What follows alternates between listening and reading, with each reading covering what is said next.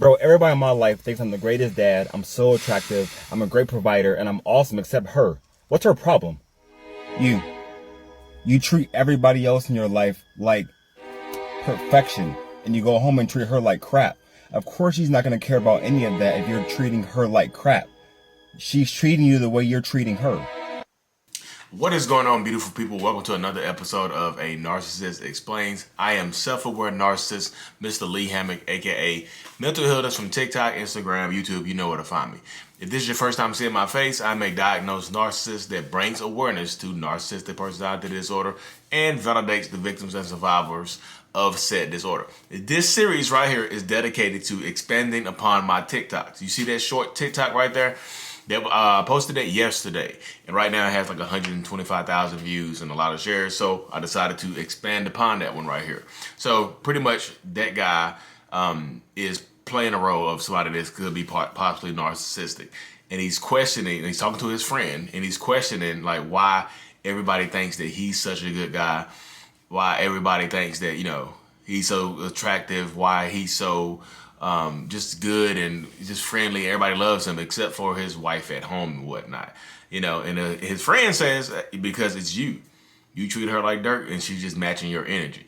Boom, right there. And that's one of the most common things that I like to say is that, you know, the person closest to a narcissist typically gets treated the worst, and that's just how it is. Let me say it again.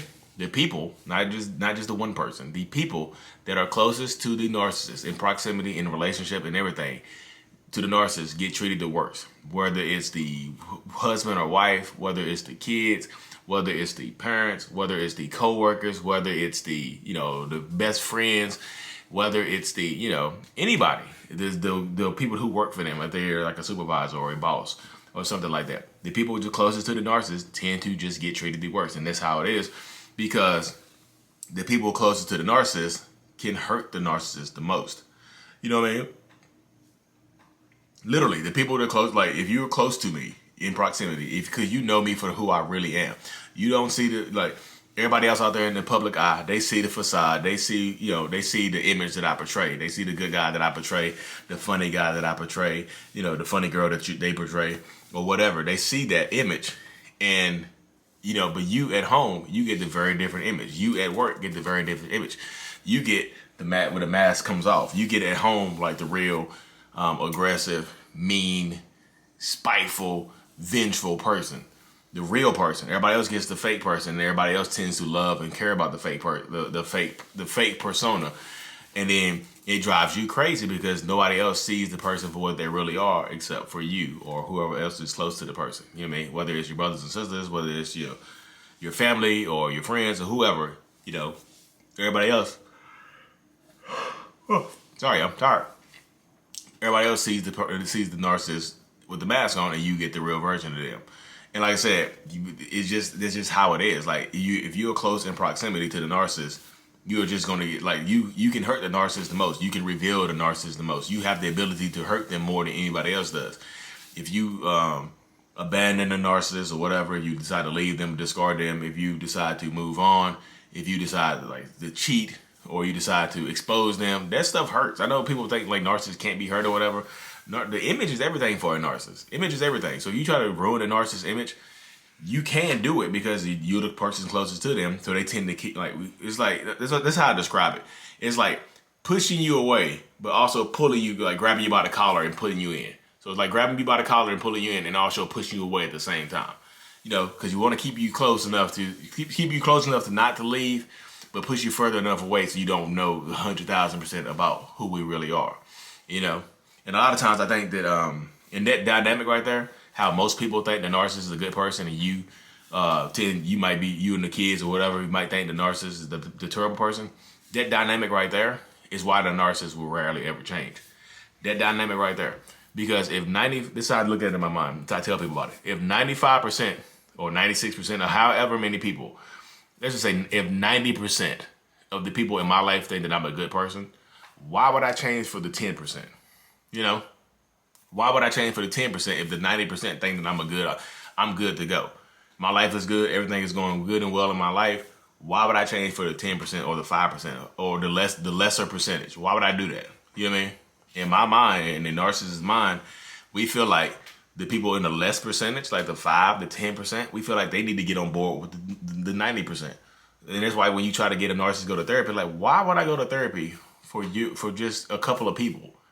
When everybody else already likes me for who they think I am, or who I am, everybody else likes me, why would I change for you? You know what I mean? Why would I need to go to therapy and work on myself for you? And I know when people hear that statement, they'll be like, dang, this is harsh. But literally, that's how the narcissist mind works. And it's logical. It's like, if most people in my life like me, why would I change for the people who don't like me? You know what I mean? It's kind of counterintuitive. So like, if I change, more people won't like me. Possibly, the possibility exists that more people won't like me, and you'll be the only person that likes me. Then it's in the narcissist's mind, it doesn't seem like those numbers don't match up, because it's just like logic. It's just like, it's literally logic. It's like, why would I change for the smaller percentage as opposed to changing for the bigger percentage? You know what I mean? That's why I say, like, I know it's tough and it sucks being the people who know the narcissist for who they really are, but that's literally it right there. You're going to get you, like, when you are the closest people, you're just, point blank period, you're going to get treated worse.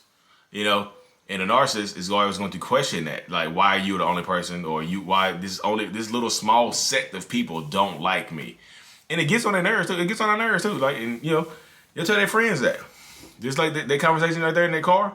You know what I mean?